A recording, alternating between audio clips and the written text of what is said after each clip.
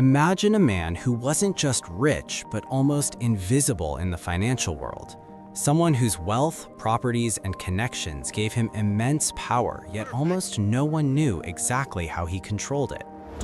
This is the story of Jeffrey Epstein and how he managed to control his money in a safe, secure, and secretive way. Today, we'll break down his methods and reveal how ultra-rich people often manage wealth behind the scenes. Jeffrey Epstein didn't start as a billionaire. He began as a teacher and then moved into finance. Unlike typical bankers or investors, he didn't seek fame or public attention. Instead, he created a special niche, managing money for the ultra-wealthy. He offered an air of exclusivity. Epstein presented himself as someone who could handle complicated finances for billionaires and powerful people. His pitch was simple: I manage wealth discreetly, securely, and professionally. And for people with billions, discretion is worth more than gold. Epstein was smart about positioning himself. While others boasted about investments in public portfolios, he relied on word of mouth and private connections. His clients weren't listed publicly, which added a layer of mystique. This sense of exclusivity made people trust him with amounts of money most people can't even imagine.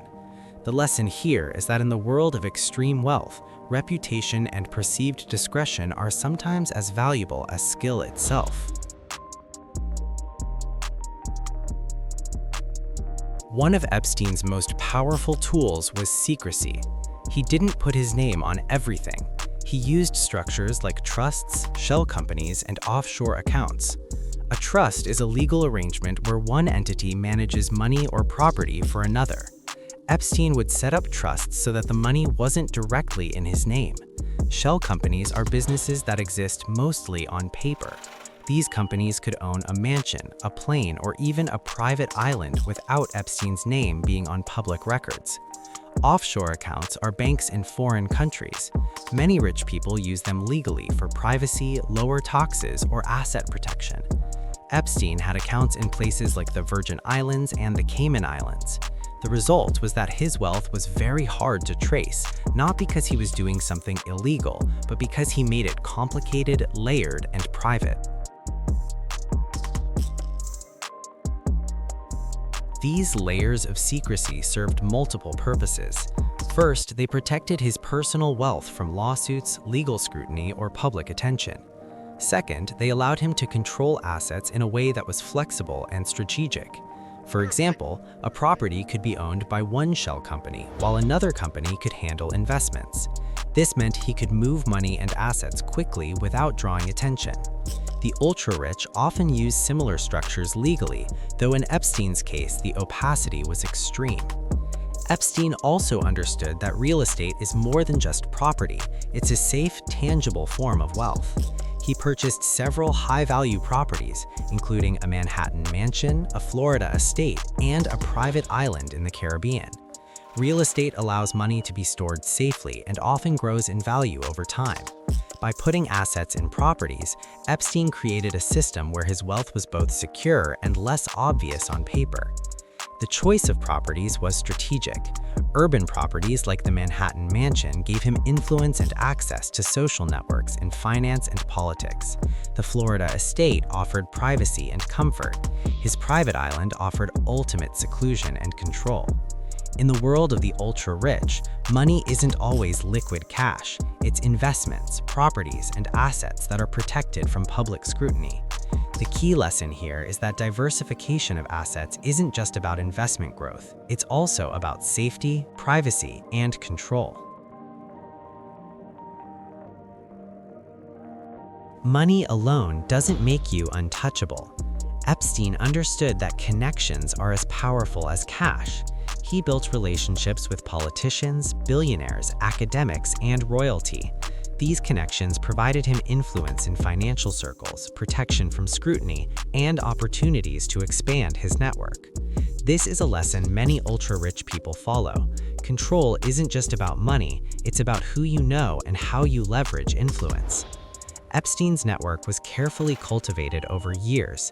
He would attend exclusive events, host private gatherings, and maintain personal relationships with influential people. This network wasn't just social, it was strategic.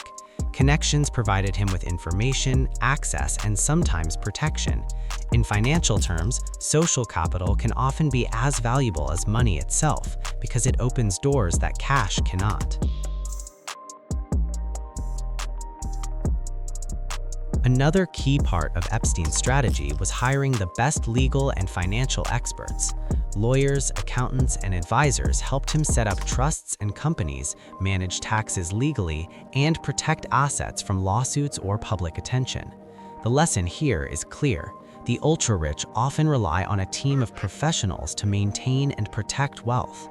Epstein wasn't managing everything alone. He had experts creating a complex, secure web around his money. These experts didn't just handle paperwork, they designed the structures that allowed Epstein to operate in secrecy. They created multi-layered financial arrangements, often spanning countries and legal jurisdictions. They managed tax compliance while keeping the details private. In the world of high finance, these experts act as both architects and protectors of wealth, ensuring that complex systems function smoothly without legal or financial vulnerabilities. When you combine all these elements, you see the pattern of Epstein's wealth management. Secrecy through trusts, shell companies and offshore accounts, real estate investments for safe storage and growth, connections with powerful individuals to influence outcomes and protect interests, a team of professional experts to handle legal and financial matters. This combination created a system where Epstein's wealth was both protected and invisible. To most outsiders, it was almost impossible to see the full picture of his assets.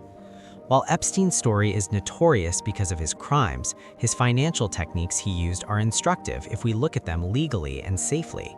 Some key takeaways for anyone learning about wealth management include privacy matters, diversify your storage, seek experts, and build networks. Legal structures like trusts can help protect assets. Assets in multiple forms can be safer than cash alone. Lawyers and financial advisors can help plan finances securely, and relationships and influence can create opportunities that money alone cannot. In short, controlling money at a high level is as much about structure, planning, and discretion as it is about how much you have. The story of Epstein also teaches us about risk management. High-value assets, when poorly managed, can lead to massive losses or public scrutiny. By carefully structuring his finances, diversifying assets, and keeping control through secrecy, Epstein minimized certain risks. Wealth management at this level isn't just about growing money, it's about maintaining stability, privacy, and long-term security. Jeffrey Epstein's life was complex and controversial, but his financial strategies reveal a world most people never see. He controlled wealth through secrecy, legal structures, assets, and connections.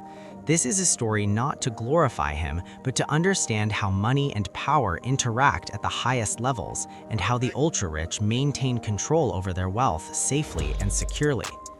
Money management isn't just about earning, it's about protecting, structuring, and planning for the long term. Epstein's methods were extreme and secretive, but they highlight principles that anyone interested in finance can study legally and ethically. Understanding these systems can teach lessons about privacy, asset protection, and strategic planning.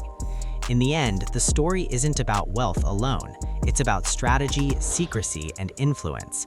For anyone looking to understand finance at a high level, Epstein's methods, while controversial, provide insight into the mechanisms the ultra-rich use to maintain control. These lessons go far beyond one person or one fortune. They show the interplay of money, law, and social networks in a way few ordinary people ever see.